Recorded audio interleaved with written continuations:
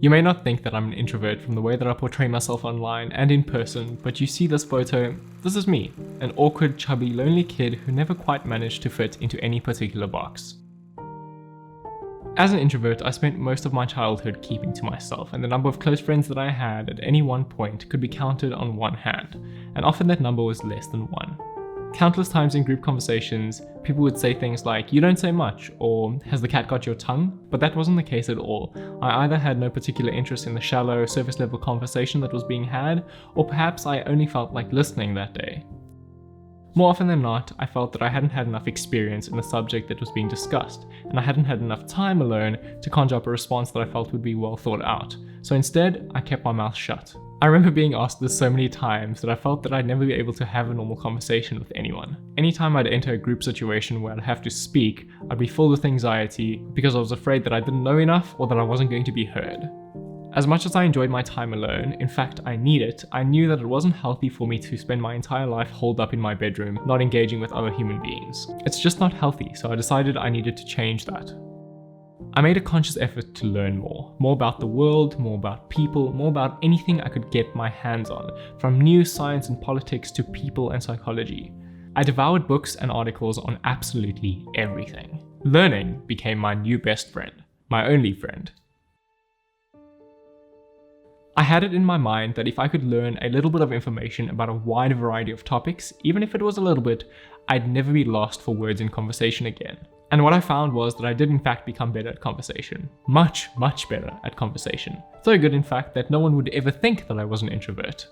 I could start and hold conversations, I could speak to strangers, and I could talk to people for hours, and people would listen to what I had to say. I'd gained more confidence because I'd felt more grounded in the information that I was giving out. And I listened. I became interested in people. Truly, truly interested in people.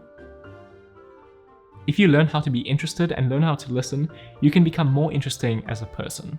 Because you can take little bits of information from all these different people, throw them into your head and mix them up and spout out new and interesting ideas that other people are willing to listen to. Along this journey of becoming interested and learning about new things, I discovered something that would change my life forever. Introversion and extroversion. I'd heard these terms thrown around loosely before, but it wasn't until I encountered the online personality test known as MBTI, or Myers-Briggs Type Indicator, that I really began learning what it means to be me. While most of these tests can be a major oversimplification of the theory behind them, it led me onto the work of Carl Jung, a famous Swiss psychiatrist and psychologist whose conceptual theory these tests are based on. I learned that nothing is binary. There's no such thing as a pure introvert or extrovert. Such a person would be in a lunatic asylum, as Jung would say. Although we all have traits of both introversion and extroversion, we're more likely to sway to one side and be dominant in one of the functions.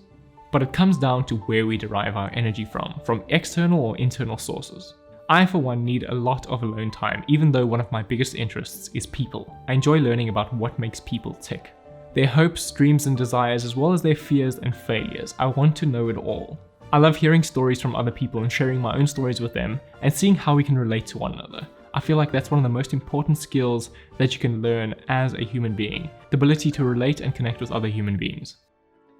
Connecting with other people truly can be a superpower. Networking is what makes our world go round. Whether you're an introvert or an extrovert, you can't use that as an excuse to not connect with others. And I learned that the hard way. I know that when I speak to a lot of people or spend a lot of time conversing, I need some time alone, time to recharge my batteries and gather my thoughts.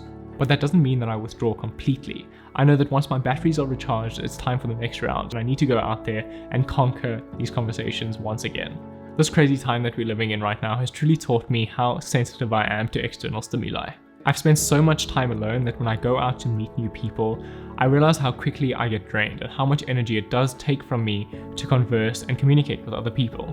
And that's simply because I haven't been using my social muscle as much. Your social muscle is just like any other muscle in your body. It needs to be trained or else it will get weak and disappear.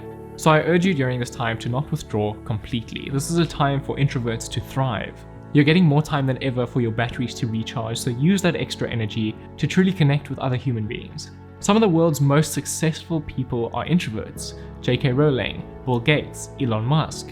Being shy and being an introvert are not the same thing. You can be confident and introverted just as much as you can be shy and extroverted. Being shy is the fear of being embarrassed or failure, And being an introvert simply means that you receive most of your stimulation from your internal world.